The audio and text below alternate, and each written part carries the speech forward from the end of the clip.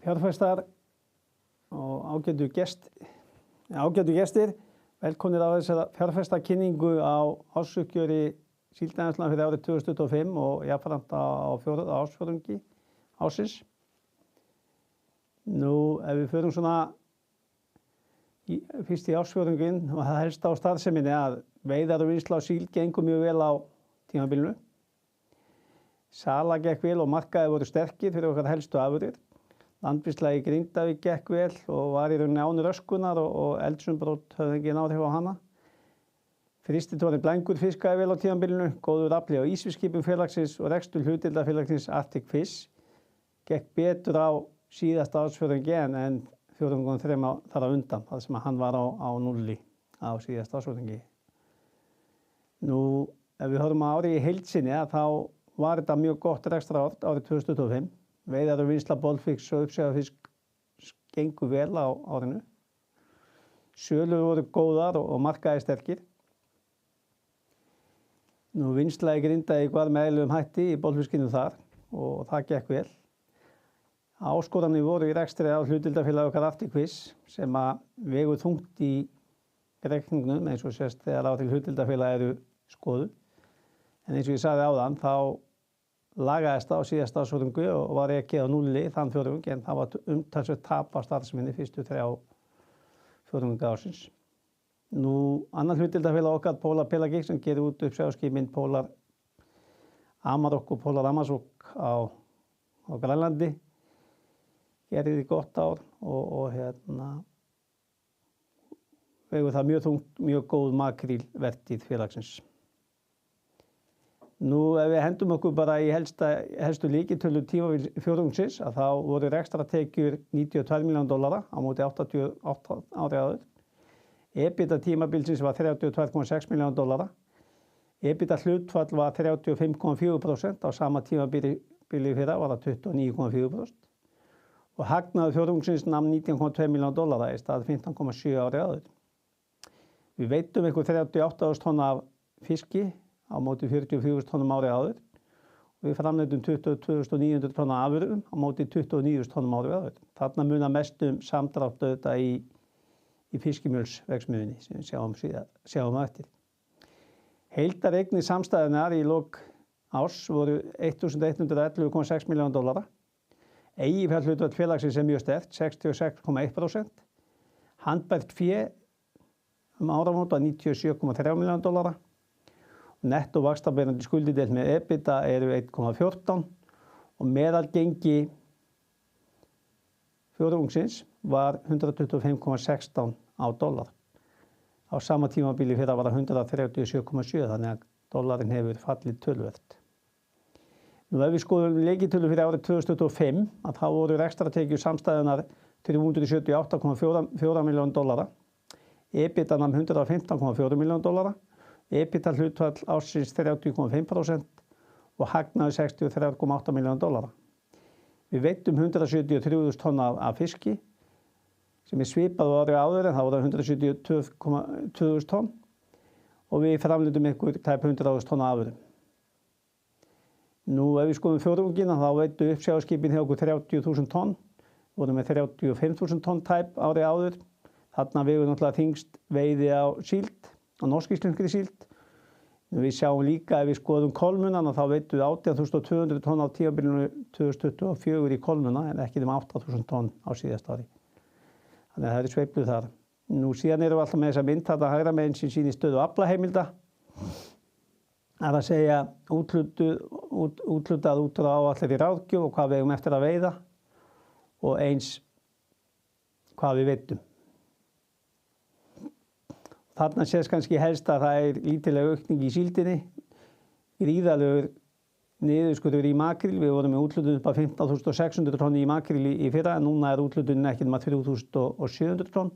Við eigum eitthvað í geymslu þannig við erum að áætla makrílkvóta inn í árið 3.900 tonn þannig að þarna gríðarleg sveifla. Nú, við erum að sjá samdrátt í kolmuna. Við veiddum einhver 83.000 tonn af kolmuna. Það vorum úthlutað á árinu 2024 og við erum úthlutun núna upp á 50.000 tonn. Við erum áætlum að veiða einhver 55.000 tonn af kolmun árinu 2026. og íslenska síldin svipuð og síðan að loðnan, við erum með 26.000 tonn úthlutuð í loðnu og erum langt komin með að veiða þann kvóta. Nú uppsjávarafli á árinu 2025 voru 138.000 tonn. Það var börkur með mest 60.000 tonn afla, beiti 44 og barði 33.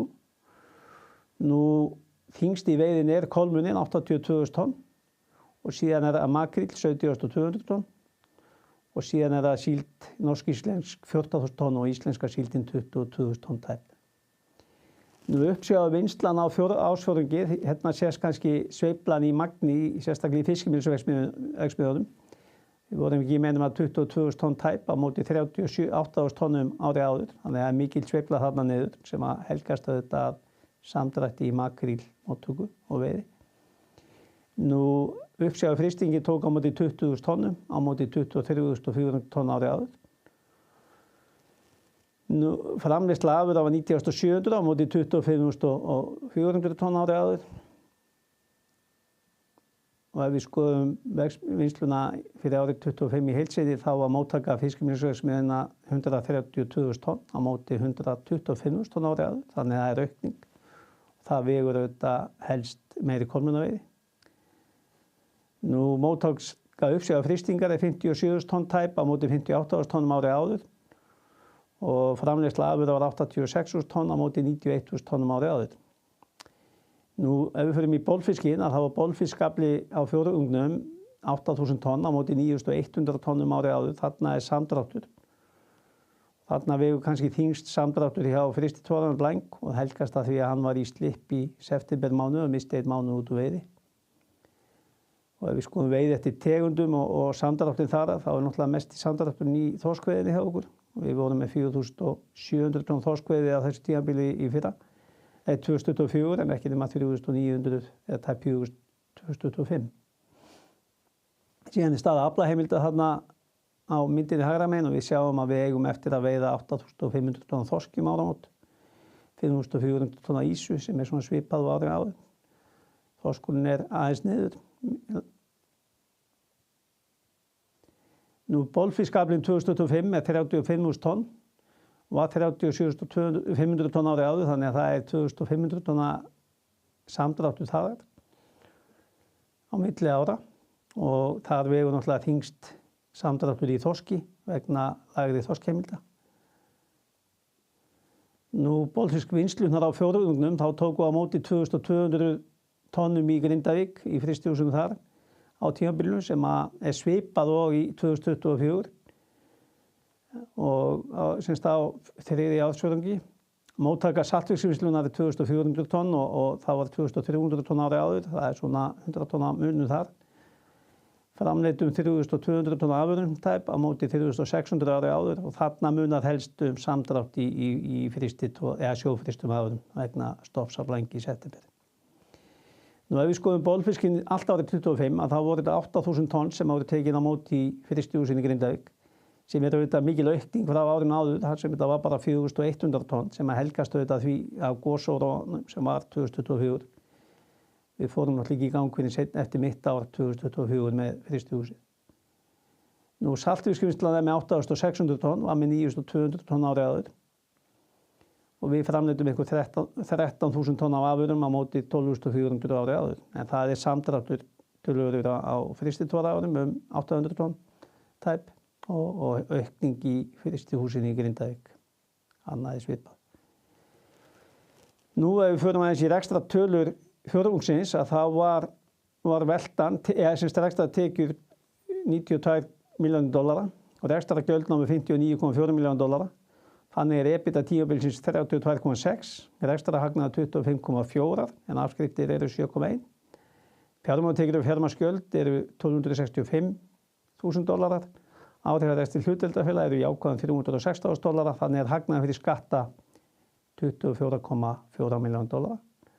Og reiknaður tekjuskattur tímabilsins $5,2 milljónir og hagnaður tímabilsins 19,2 á móti 15,7 árið áður eða $3,5 milljónir í aukningu á milli frá sama tímabili fyrra.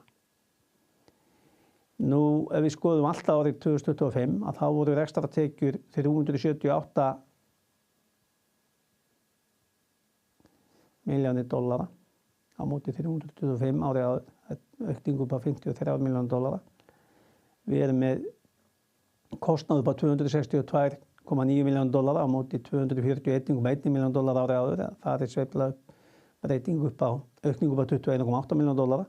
Þannig að EBITDA tímabilsins 115,4 milljónir dollara á móti 84 milljónir dollara árið áður. Þannig erum við að sjá aukningu upp á 31 milljón dollara. Nú afskriftir eru 21,8 milljónir dollara og aukast lítillega milli ára 2,4 milljónir dollara og það helgast nú mesta flýti afskriftum á milli. Við erum að taka niður eldri skip í verðmætum og aflaðar eignir eru við líka að afskrifa. Þannig rekstrarhagnaður 93,5 milljónir dollara, fjármálatekjur og fjármálaskjöld eru 7 milljónir dollara, áhrifavextir til hlutdeildarfélaga eru neikvæð 5,2 milljónir dollara. Þannig nam hagnaður fyrir skatta 81,4 milljónir dollara en var 56 milljónir dollara árið áður. Þarna sveiflað upp á 25 milljónir dollara í hagnaður fyrir skatta. Reiknaður tekjuskattur 17,5 milljónir dollara og var 11,9 milljónir dollara árið áður. Þannig hagnaður ársins 63,7 milljónir dollara. En var 44,1, það breyting upp á 19,6 milljónir dollara á milli ára. Nú ef við förum aðeins í hagnaðarbrúnna sem við höfum verið með á þessum kynningum að þá erum við með á fjórðungnum 15,7 milljónir dollara í hagnað á fjórða ársreikningi 2024. Við erum með aukna EBIT upp á 6,6 milljónir dollara. Við erum með afskriftir hækka 2,4 milljónir dollara. Fjármagnsliðir hækka 612 milljónir dollara. Hlutdeildarfélag eru betur en 643.000 dollara og tekjuskattur tekur til sín 696.000 dollara. Þannig hagnaður á fjórða ársreikningi 2025 19,2 milljónir dollara. Ef við skoðum hagnaðarbrúnna fyrir árið 2025 í heild sinni að þá vorum við með hagnað 2024 upp á 44,1 milljón dollara. EBITDA eykst 31,1 milljón dollara, 31,3 milljón dollara. Afskriftir aukast 2,5 milljón dollara tæpar. Tekjur og fjármagnsskjöld lækkað 3,1 milljón dollara. Gengismunur hækkað 900.000 dollara. Verðbréf og afleiður taka til sín 1,3 milljón dollara. Hlutdeildarfélög eru lækkaðir 4,4 milljónir dollara og tekjuskattur hækkað 5,5 milljónir dollara tæpar. Þannig hagnaður tímabilsins 2025, ársins 2025 63,7 milljónir dollara. Nú ef við rennum aðeins í starfsþáttaryfirlitið sem ég hef nú gert líka, að þá útgerðin með tekjur upp á 187,7 milljónir dollara. Kostnað við seldur að vara 64,7. Laun eru 66,1 milljónir dollara. Þannig rekstrarhagnaður fyrir afskriftir EBITDA 54,9 milljónir dollara. Afskriftir í útgerðarmegin eru 12,3 milljónir dollara. Landvinnslan aftur á móti með 270 milljónir dollara í tekjur. Kostnaður við seldur að vara þar 169,7 milljónir dollara. Laun 30,7 milljónir dollara og annar rekstrarkostnaður 1,6 milljónir dollara. Þannig rekstrarhagnaður fyrir afskriftir á landvinnslunni 68 milljónir dollara. Annað með tekjur hjá okkur upp á 40 milljónir dollara. Kostnaður við seldur að vara 35,6, launakostnaður upp á 8,1 og rekstrarhagnaður fyrir afskriftir upp á 7,6. Þannig rekstrarhagnaður fyrir afskriftir EBITDA ársins 115,4 milljónir dollara og skiptist svona á milli starfssviða hjá okkur. Nú heildar afskriftir 21,8 milljónir dollara. Fjármálatekjur og fjármagnsskjöld 7 milljónir dollara. Áhrifavextir hlutdeildarfélaga neikvæð 5,2 milljónir dollara. Reiknaður tekjuskattur 17,5 milljónir dollara og hagnaður ársins 64 milljónir dollara tæpar. EBITDA-brúin, ef við skoðum hana eins á árinu, þá var hún 84 milljónir dollara 2024. Útgerðin betri 19,9 milljónir dollara. Landvinnslan 11 milljónir dollara og annað 490.000 dollara. Þannig EBITDA ársins 2025 115,4 milljónir dollara. Ef við rennum í gegnum efnahagsstærðina hjá okkur, þá erum við með fiskveiðiheimildir upp á 522 milljónir dollara. Varanlegir rekstrarfjármunir upp á 218 milljónir dollara. Og fastafjármunir þannig upp á 220 milljónir dollara. Fjárfestingar eru upp á 161,9 milljónir dollara og vegur það þyngst eignarhlutur í hlutdeildarfélögum sem eru þá Arctic Fish og Polar Pelagic. Fastafjármunir samtals eru þannig upp á 905,5 milljónir dollara. En voru 853,5 milljónir dollara á ári, það munur breytingu upp á 51 milljón dollara tæpar. Nú, veltufjármunir eru 207 milljónir dollara, voru 206 milljónir dollara. Þannig lítilsháttar aukning á birgðum, viðskiptakröfur hækka lítilsháttar, aðrar skammtímakröfur lækka og handbært fé lækka lítillega milli tímabila. Veltufjármunir eru þannig samtals 207 milljónir dollara og eignir samtals 1.111,5 milljónir dollara. Nú eigið fé og skuldir 31. desember 2025 þá eigið fé 734 milljónir dollara. Langtímaskuldir og skuldbindingar eru 300.000 dollarar. Skammtímaskuldir 76,7 milljónir dollarar og skuldir samtals þannig 376,7 milljónir. En voru 416,5 milljónir lækka 39,8 milljónir sem auðvitað bara uppgreiðsla á langtímalánum og niðurgreiðsla á lánum að stærstu hluta. Þannig eru eigið fé og skuldir samtals 1.111,5 milljónir dollara. Nú sjóðstreymið, handbært fé í upphafi árs var 1,7 milljón dollara. Veltufé á rekstri án vaxtabera er 115,1 milljón dollara. Greiddir vextir og skattar taka til sín 14,4 milljón dollara. Rekstrareignir og skuldir taka til sín 10,4 milljón dollara. Fjárfestingarhefingar taka til sín 16,8 milljón dollara og þar vegur langt þyngst hlutafjáraukning í Arctic Fish sem við tókum þátt í á haustmánuðum. Fjármögnunarhefingar taka til sín 77,8 milljón dollara sem að stærstu hluta niðurgreiðsla á skuldum og arðgreiðsla. Þannig handbært fé í lok tímabils 97 milljónir dollara. Nú ég svona reynt að fara yfir stöðu og horfur og fara yfir svona nokkra markaðspunkta eins og þeir blasa við okkur á uppgjörsdegi á deginum í dag. Og ef við byrjum bara á makrílnum að þá hefur sala á makrílafurðum gengið vel og verð hafa hækkað og hafa verið sterk. Flestir markaðir eru bara sterkir og eftirspurn góð. Vissulega farið að hægja eins á vegna mikilla verðhækkana á makrílnum. Þá hefur hægt á eftirspurn í ákveðnum mörkuðum. En það líka fyrirsjáanlega mikill samdráttur á kvótum á þessu ári þannig að það kannski það líka sem heldur verðum uppi. Síldarvertíðin í haust gekk vel og framleiðsla hjá okkur jókst á milli ára í manneldisvinnslunni. Það bara, má segja, góð eftirspurn og ágæta söluhorfur á okkar helstu mörkuðum fyrir bæði norsk-íslenska síld og íslenska. Nú, íslenska síldin hefur náttúrulega þá sérstöðu að vera með MSC-vottun og gengur þá frekar inn á ákveðna markaði. Og verðin, má segja, hafi haldist nokkuð stöðug en heilfrista síldin hefur aðeins gefið eftir þegar við liðið á en heilt yfir góð verð. Loðnan, yfirstandari loðnuvertíð bara hefur gengið ótrúlega vel þetta hjá öllum. Veiðar og vinnslur hafa gengið vel og við erum að sjá þetta gríðarlega mikla framleiðslu inn á Asíumarkað annars vegar og hins vegar inn á Austur-Evrópumarkað. Þetta fer mjög minna til mjöl- og lýsisvinnslu eins og að vitað mál þegar kvótinn var þetta lítill. Og það hefur verið töluverð eftirspurn á okkar helstu mörkuðum og sölur hafa farið ágætlega af stað en það er ekki launung á því að það er ósamið verð inn á Japan sem auðvitað stærsti einstaki og verðmætasti markaðurinn fyrir frosnar hygnu. Og framleiðendur og kaupendur eru svona að kasta milli sín tölum þessa dagana en auðvitað hafa kaupendur í Asíu áhyggjur af því að það er gríðarlega mikið framleitt í magni meir en kannski markaðurinn þolir. Og það er kannski ákveðin ágreiningur við á milli framleiðenda og kaupenda þar. En ég vona nú að menn finna einhverja skynsama lendingu því auðvitað þurfum alltaf að enda þannig að með niðurstöðu á verðum og sölum á svona eins og loðnunni að hún verði að komin út á markaðinn í neyslulöndunum eins og í Japan og hún verði borðuð því við ætlum líka að framleiða loðnu á næstu vertíð og þar næstu vertíð. Þannig að við þurfum líka á því að halda að verð og haldist í hendur við getu markaðarins. Nú mjöl og lýsi, markaði sterkir fyrir mjöl og lýsi það sem hafa verið ári. Ég held að sé alveg hægt að segja það að mjöl og lýsisverð hafa vissulega gaf lýsisverð aðeins eftir, hefur verið að koma aðeins til baka núna.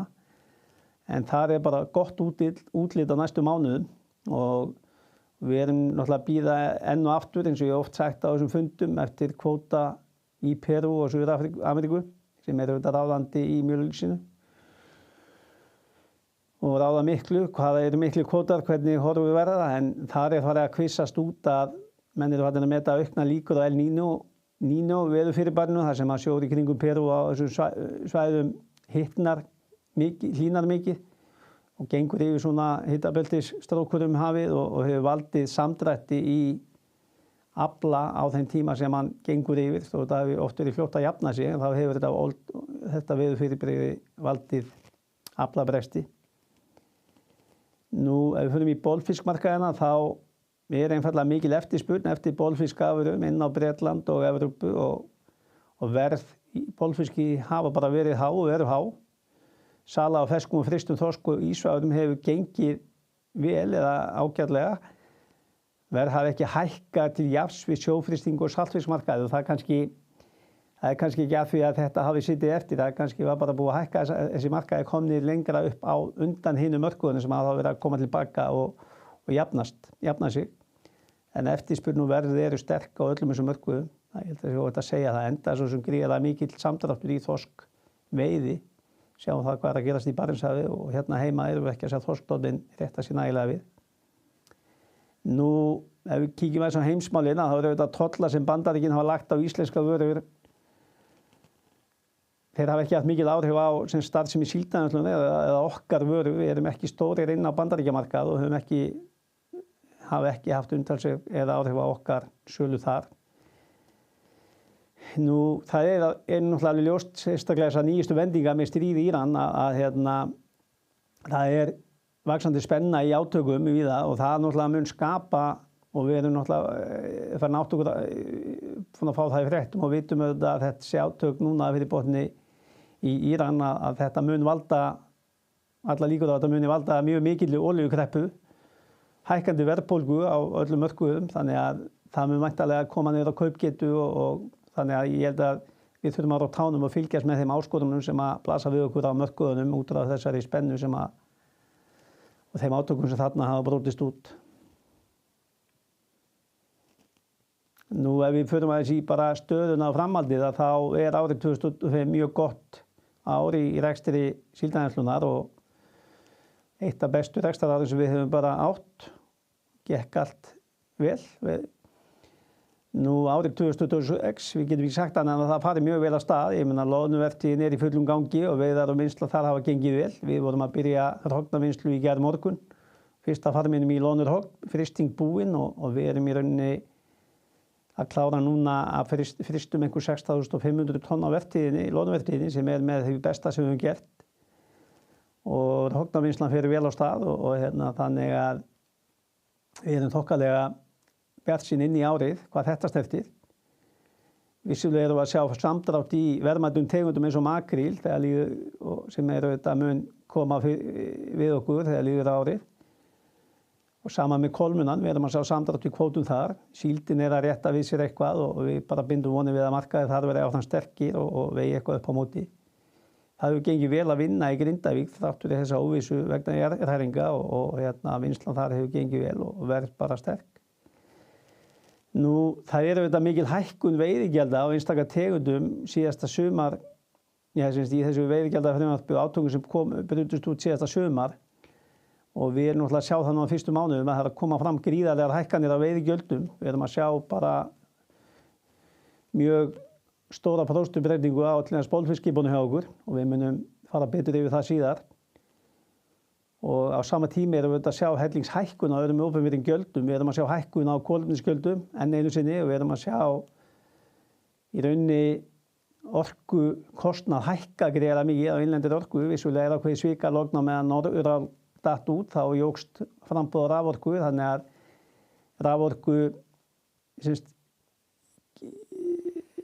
raforka lækkaði í verði en á sama tíma erum við að sjá gríðarlega breytingu frá Landsneti á dreifikostnaði raforku Og í rauninni hljótum við sem Íslendingar að horfa bara á þetta sem óbeinar skattahækkanir þegar opinber fyrirtæki í einokunar aðstöðu stórhækka sínar gjaldskrár og borga svo inn í ríkissjóð stórauknar arðgreiðslur. Þannig að það auðvitað ekkert annað en óbein skattheimta bæði á fólk og fyrirtæki í þessu landi og það auðvitað umhugsunarefni með hvað hætti ríkissjóður að beita þessum fyrirtækjum í óbeinni skattheimtu á atvinnulífið og fólki í landinu. Nú, við höfum sagt frá því áður að við skiptum starfrækslu gjaldmiðil áramót og tókum upp evru sem verður þá uppgjörsmynt samstæðu Síldarvinnslunnar hér eftir frá og með 1. janúar. Fjárfestingar síðustu ára hafa verið við verið að fjárfesta mikið í bólfiskheimildum, við verið í fiskeldi og þessar tegundir auka mjög vægi evru í okkar bókum. Það sem helstu markaðir þessara fyrirtækja í Evrópu og sala á mjöli og lýsi til dæmis núna. Við erum farin að selja mjölið og lýsið inn til fóðurfyrirtækjanna í evrum af því að þau selja orðið fóður til laxeldis fyrirtækjanna í evrum. Þannig taka menn gengisáhættu út úr þeim viðskiptum. Við sjáum mikinn þýðingamun í uppgjöri 2025 sem endurspeglar auðvitað auki vægið evru. Við erum að sjá þýðingamun upp á rúma $45 milljónir í reikningunum. Og það helgast auðvitað af, eins og sést í skýringum með ársreikningi, að það helgast auðvitað stórum hluta vegna eignarhlutar okkar í Arctic Fish. Dótturfélag okkar Vísir sem gert upp í evrum og svo Bergur Huginn í íslenskum krónum. Þannig að þessi þýðingamunur náttúrulega tilkomin út af þessu og með því að taka móðurfélagið yfir í evru frá 1. janúar þá mun þessar sveiflur minnka innbyrðis í samstæðunni. Nú, mér finnst alltaf mikilvægt þegar menn gera upp ára að skoða samfélagssporið, það að segja hvað svona starfsemi eins og okkar í rauninni að leggja með beinum og óbeinum hætti í tekjum til hins opinbera við sameiginlega sjóði. Og ég hef oft sagt að starfsmenn og starfsfólk og eigendur Síldarvinnslunnar geta verið mjög stoltir af sínu framlagi til hins opinbera sjóði. Nú, skattsporið 2025 eru 9.700 milljónir. Sem áhugavert að bera saman til dæmis við hagnað félagsins.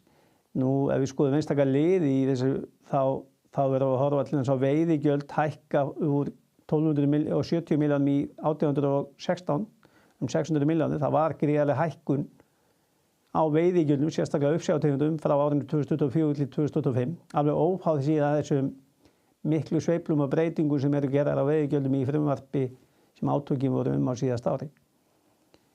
Nú, annars sem vekur athygli í þessari töflu auðvitað greiddir skattar og gjöld eru 1.571.000 en voru 2.479 milljónir árið 2025 og þarna bara eins og þið kannski áttið ykkur á alltaf ákveðin lag eða senkun á greiddum sköttum og gjöldum sem við erum alltaf að greiða frá árinu á undan.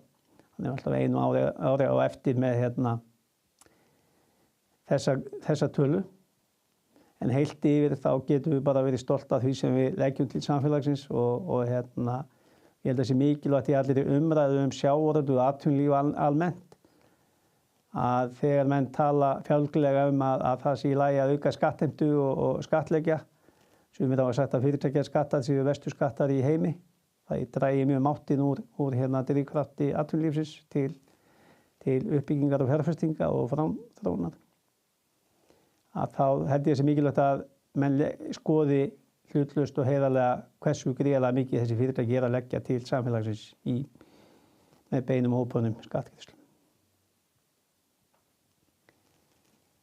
Nú, ég ætla ekki að hafa neitt frekari orð þetta uppgjör og við